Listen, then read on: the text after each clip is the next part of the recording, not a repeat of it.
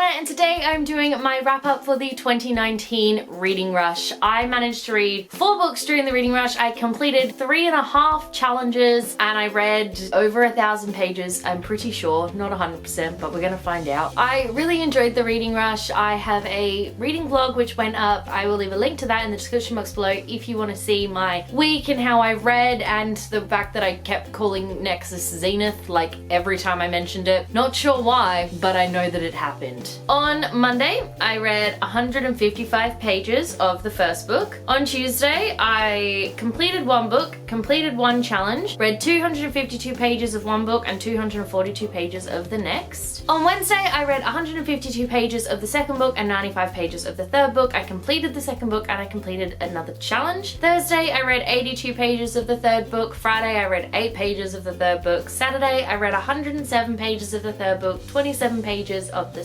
fourth book, completed the third book and completed another challenge. And then on Sunday, I read 73 pages of the fourth book and completed the fourth book, but only completed half a challenge. So altogether, I read 1,193 pages over the 7-day readathon and I read 4 books, and I'm pretty happy with that. So the first book that I read and the book that completed the challenge of read a book with purple on the cover was Autobiography by Christina Lauren, which I gave 3 out of 5 stars. This one I was expecting to be a 5-star read and I'm really disappointed that it wasn't. I just didn't find it as cute, I guess, as everyone else did. I didn't really believe the relationship. I didn't really believe the characters. There was just a lot about the book that was sort of unbelievable for me. I don't know, I wasn't the biggest fan of it, I have to say, which is really a shame because this book was so hyped up on BookTube a couple years ago when it came out, and I didn't love it. I didn't love it, and I'm disappointed that I didn't love it, but at least I have finally read it. The second book that I read and the book that completed the challenge to read a book in the same spot the entire time was Nexus by Sasha Orsbeck and Lindsay Cummings, and I gave this one a 4 out of 5 stars. Nexus is the sequel and finale to Zenith, and I really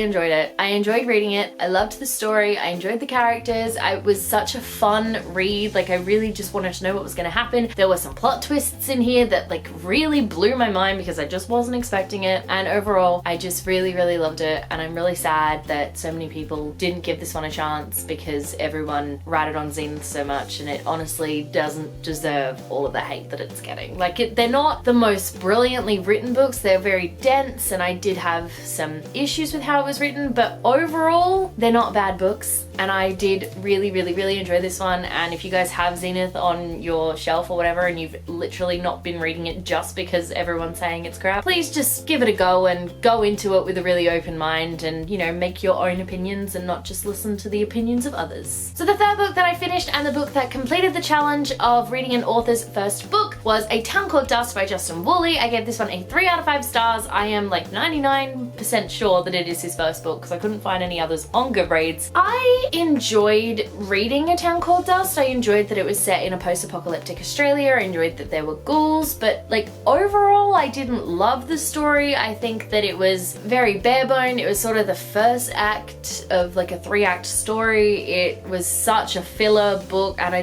didn't love it, but I also didn't hate it. So that's why it got like a solid 3. It was a solidly average novel, but I enjoyed it enough that I would probably pick up the rest of the books to finish the series just to sort of see where it goes. But I'm not saying that it was amazing and that I have to go out and read them now, but one day I would like to know how this series ends. So the fourth and final book that I read for the 2019 reading rush and the book that completed half of a challenge, which was to read and watch a book to movie adaptation, was Prince Caspian by C.S. Lewis. I gave this one a 5 out of 5 stars. I read the book. I did not watch the movie during the reading rush, which is a shame because I do love the film, but I just ran out of time. If you watch the vlog, you'll understand why I didn't watch it. I love the Chronicles of Narnia series. I think it's a really great, well done series. It's not just for kids, but I did read it as a kid, and I think that's why like a lot of it is very nostalgic for me. I love Prince Caspian. I think it's a really cute little book. You know, we get back to Lucy and Edmund and Peter and Susan, so we get back to like the, you know, the normal kids, and I love the characters. We meet some really awesome characters in this one as well, like Caspian and Reepichew. I love Reepichew. He's like this little mouse, he's so cute, but don't call him cute because he will stab you in the eye. Trumpkin, the DLS, chef who is Trumpkin, truffle hunter. There's like all these amazing characters in this novel, and this world that has been created is just so much fun. The plot of this one was so simple. The plot of all the books are really simple. Like, they're not long stories, but just the way they're told is just something really special, and I absolutely adore them, and it's so much fun. And if you haven't read the Chronicles of Narnia series, I do recommend it, and I recommend reading them in chronological order, not publication order, because you do get more of the full story if you read them in the order that they were intended. I know we didn't write them in that order, but like chronologically, it just makes sense.